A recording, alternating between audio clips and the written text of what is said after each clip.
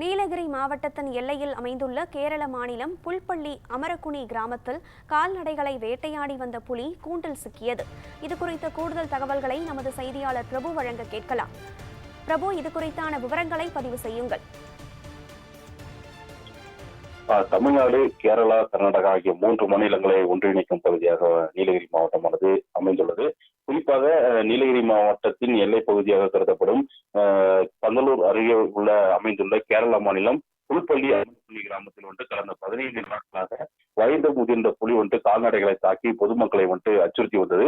இதனைத் தொடர்ந்து கேரளா மற்றும் கர்நாடக வனத்துறையினர் கால்நடை மருத்துவ குழுவினருடன் தனிக்குழு அமைத்து புலியை கூண்டு வைத்து பிடித்து கண்காணிக்கும் பணியில் ஈடுபட்டு வந்த நிலையில் இன்று அதிகாலை வனத்துறையினர் வைக்கப்பட்டிருந்த கூண்டில் இந்த புலியானது பிடிபட்டுள்ளது.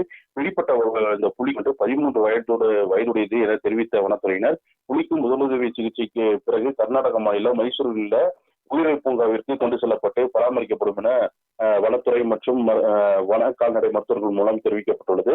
கடந்த 1 வார காலமாக அப்பகுதியில் புலிக்கு நடமாட்டம் காரணமாக 144 தடை உத்தரவு பிறப்பிக்கப்பட்டிருந்த நிலையில் புலியானது இன்று கூண்டில் பிடிப்பட்டதால் 144 தடை உத்தரவு விலக்கிக் கொள்ளப்பட்டுள்ளது. இதனால் அப்பகுதி மக்கள் நிம்மதி அடைந்துள்ளனர்.